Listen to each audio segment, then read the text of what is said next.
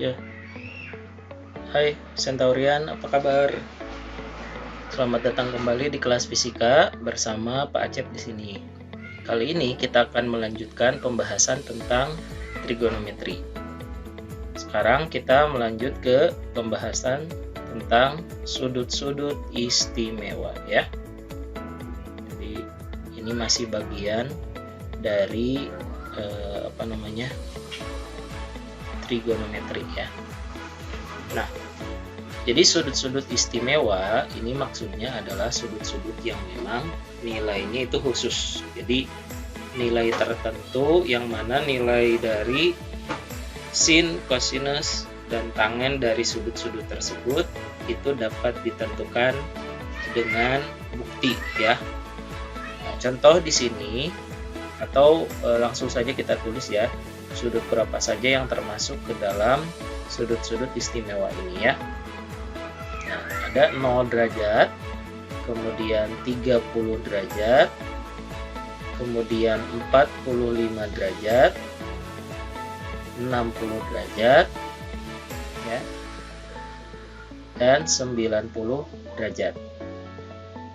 Nah, pertama saya akan membuktikan ini ya, sudut 45 derajat.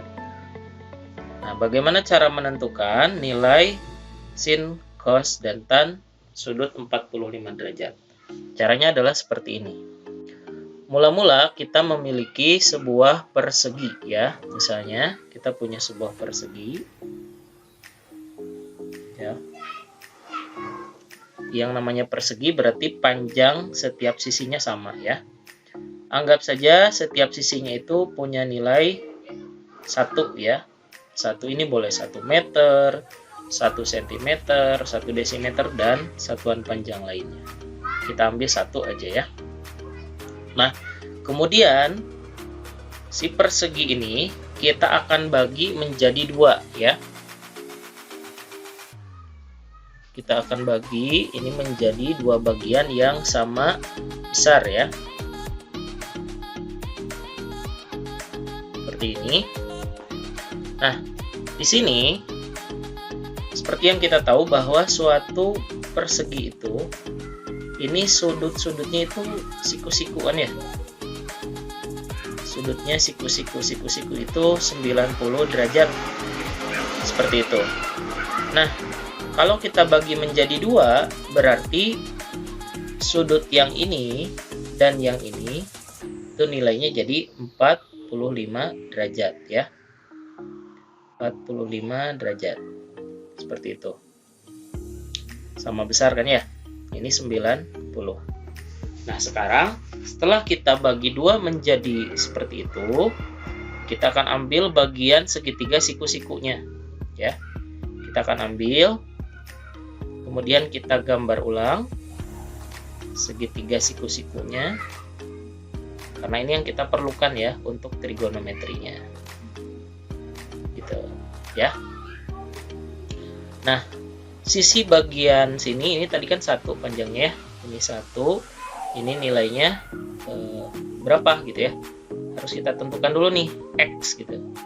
Berapa nilai x ini kita bisa gunakan triple Pythagoras atau teorema Pythagoras aja ya. X kuadrat, X ini berarti kan sisi yang miringnya ya. Ini siku-siku. Berarti di sini berlaku 1 kuadrat ditambah 1 kuadrat itu sama dengan X kuadrat ya. 1 kuadrat tambah 1 kuadrat berarti 2 ya, sama dengan X kuadrat. Berarti dengan demikian X itu sama dengan akar 2 ya.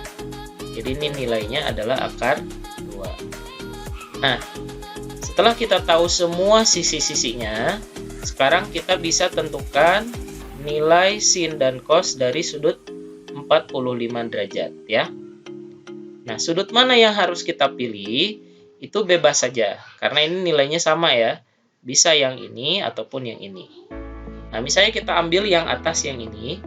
Nah, sudut yang atas yang 45 ini menghadap ke sini ya. Berarti ini adalah sisi depannya ya. Depan dari mana? Depan dari sudut yang 45 ini yang kita pilih ya. Kemudian ini adalah sisi sampingnya, ya, karena di samping sudut. Nah, sisanya itu adalah sisi miring. Nah, jadi sekarang kita bisa tentukan nilai dari sinusnya. Sinus 45 atau sin 45 itu sama dengan sin itu kan demi ya. Harus ingat. Demi, depan per miring. Kita lihat di sini depannya berapa tadi? 1, miringnya akar 2 ya. Seperti itu. Nah, boleh seperti ini atau boleh juga misalnya, Pak, saya mau rasionalkan, silahkan. Berarti dikali akar 2 per akar 2 ya. Ini mungkin sudah biasa kalau di matematik, kalau yang masih ingat ya. Akar 2 per akar 2. Nah, ini jangan dicoret ya. Ini akar 2 bagi 2 habis dong ya. Kembali lagi seperti semula. Ada juga ini akar 2 kali akar 2 adalah akar 4 ya. Akar 4 kalau diakarkan jadi 2. Akar 2 kali 1 ya akar 2. Boleh seperti ini nulisnya ya. Boleh juga saya pingin nulisnya begini. 1/2 akar 2. Nah, ini boleh ya. Setengah akar 2 dengan akar 2/2 sama saja. Sami wae. Sama juga dengan 1 per akar 2. Seperti itu. Nah, setelah sin berarti selanjutnya kita ingin tentukan misalnya cos-nya ya. Bagaimana dengan cos-nya? Cos 45 derajat. Cos-nya itu adalah samping per miring ya. Nah, coba kita lihat. Samping dari sudut 45 derajat ini adalah 1. Dan miringnya adalah akar 2. Oh, berarti dengan demikian, nilai sin dan cos dari 45 derajat itu sama. Setengah akar 2. Gitu ya. Sama aja, atau 1 per akar 2. Oke, seperti itu. Nah, sekarang kita akan membuktikan untuk sudut 30 dan 60 derajat ya. Nah, di sini kita akan buktikan dengan sebuah segitiga sama sisi ya. Nah, kita punya segitiga sama sisi misalnya.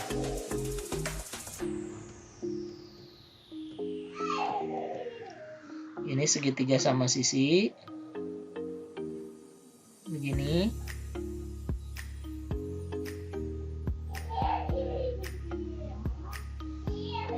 Nah, suatu segitiga sama sisi ya tentu dia memiliki sisi-sisi yang sama panjang.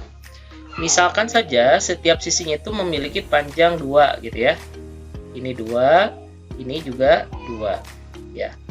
Selain sisinya yang sama panjang, karena dia sama panjang, ini menyebabkan sudutnya juga sama besar ya. Jadi ini 60, yang ini juga 60 ya.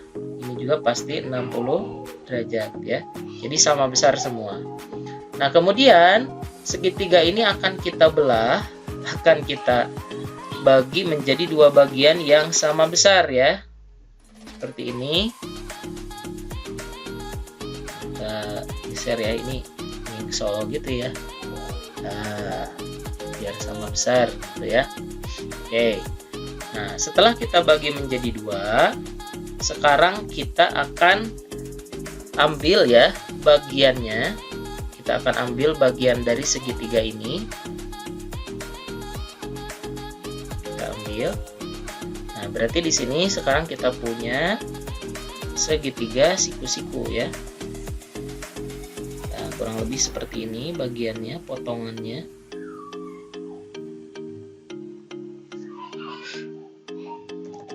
Nah, yang mana ini sudutnya 90 derajat. Ini 60 derajat masih ya yang tadi. Nah, kemudian ini karena dia sudah terbagi 2 sama besar, berarti ini sudutnya adalah 30 derajat ya. Panjang sisi yang ini karena sudah terbagi 2, berarti ini 1, ini juga 1 ya. Jadi ini panjangnya 1. Nah, ini tidak terbagi, ini berarti masih 2. Nah, berarti sekarang kita tentukan yang ini. Berapa ini nilainya? Gunakan aja Pitagoras ya.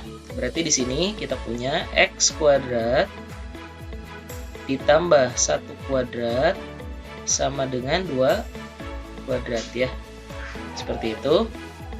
Berarti X kuadrat sama dengan 2 kuadrat berapa? Ya, betul. Dikurang 1 ya. Sama dengan 3. Oh, berarti ini kan masih X kuadrat nih.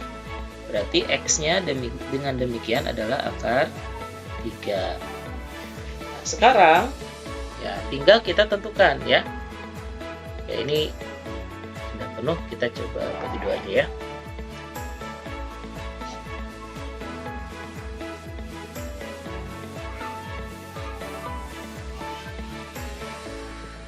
Oke. Nah, di sini kita sekarang ingin menentukan nilai sinusnya, misalnya sin dari 60 derajat ya. Berapakah nilai sin dari 60 derajat? Sama dengan, kita lihat sudut 60 derajat itu mana? Ini ya. Nah, dia menghadap ke sisi X ya. Berarti sisi depan dari sudut 60 derajat ini adalah X. Sin itu tadi depan per miring, miringnya 2 ya. Depannya X, X-nya akar 3 tadi. Ini angka 3. Nah, berarti di sini akar 3 dibagi 2 ya. Oh, berarti sin 60 itu adalah akar 3 per 2. Cosnya bagaimana cosnya? Cos 60 derajat ya. Sama dengan, nah, coba lihat di sini. 60 itu cos itu samping ya, sampingnya 1, miringnya 2, berarti samping per miring 1 per 2 ya. Bagaimana dengan tannya? Tan ya, atau tangan. Tangan 60 derajat. Tan itu adalah desa depan per samping. Depannya X akar 3, berarti akar 3 dibagi berapa? Desa ya, 1. Berarti akar 3 ya, seperti itu.